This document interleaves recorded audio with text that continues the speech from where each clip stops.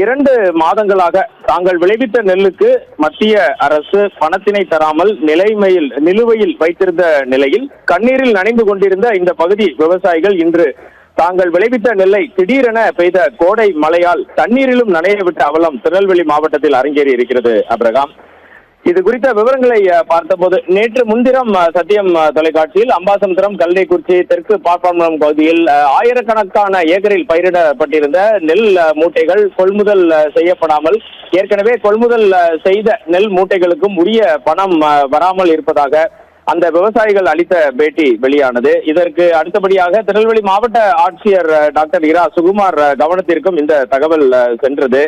எது எப்படி இருந்தாலும் ஒருபுறம் உழைத்த உழைப்பிற்கு ஊதியமில்லை, மறுபுறம் இயற்கை சீற்றத்தின் கோர தாண்டவத்தும் இந்த இரண்டிற்கும் இடையே சிக்கி திருநெல்வேலி மாவட்ட நெல் விவசாயிகள் சொல்லனா துயரத்திற்கு ஆளாகியுள்ளனர் என்றே குறிப்பிட வேண்டும். இன்று அம்பாசமுத்திரம், கல்லைக்குறிச்சி மற்றும் தெற்கு பாப்பாங்குளம் சுற்றுவட்டார பகுதியில் பெய்த கனமழையினால் சற்று முன் பெய்த கனமழையினால் அறுவடை செய்து வைக்கப்பட்டிருந்த மற்றும் கொள்முதலுக்காக காத்திருந்த ஆயிரக்கணக்கான நெல் மூட்டைகள் மழையில் நனைந்து சேதமடைந்துள்ளன. தமிழகத்திற்கு மிகப்பெரிய நெல்லை கொள்முதல் செய்து கொடுக்கும் திருநெல்வேலி மாவட்டத்தில் கடந்த பிப்ரவரி மாதம் அறுவடை பணிகள் நடந்து முடிந்தன. மத்திய அரசின் நேரடி கொள்முதல் நிலையங்களில் டிபிசி என்று அழைப்பார்கள் நெல்லை ஒப்படைத்த விவசாயிகளுக்கு 60 நாட்களாகியும் இதுவரை அதற்கான தொகை வங்கிக் கணக்கில் செலுத்தப்படவில்லை. இது குறித்து அப்பகுதி விவசாயி சிவா சத்தியம் தொலைக்காட்சியிடம் பேசும்போது 6 மாதம் கஷ்டப்பட்டு விவசாயம் செய்தோம், கடந்த 2 மாதங்களாக பணத்திற்காக காத்திருக்கிறோம்.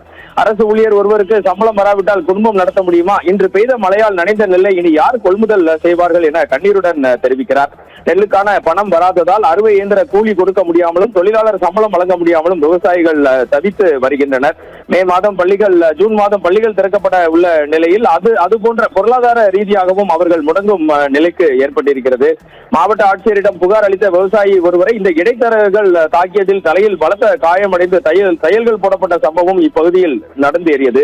மழையினால் நடைந்து சேதமடைந்த நெற்பயிர்களுக்கு உரிய இழப்பீடு வழங்க வேண்டும். 2 மாதங்களாக நிலுவையில் உள்ள கொள்முதல் தொகையினை உடனடியாக விவசாயிகளில் வங்கிக் கணக்கில் செலுத்த வேண்டும் என்று அவர்களின் கோரிக்கை தற்போது வலுப்படைந்துள்ளது.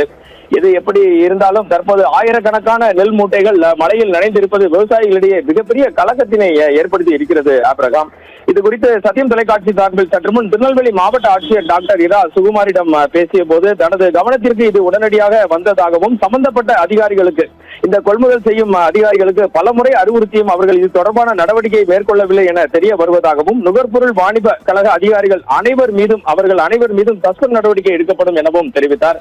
அரசு நடவடிக்கைகள் ஒருபுறம் இருந்தாலும் மழையால் நனைந்த நெல் மூட்டைகளுக்கு யார் பாதுகாப்பு கொடுப்பது, அதற்குரிய பணத்தினை யார் கொடுப்பது என இந்த விவசாயிகள் தவித்து போய் இருக்கின்றனர். இதுவே தற்போது இருக்கும் கள நிலவரம். தகவலுக்கு நன்றி வனராஜ்.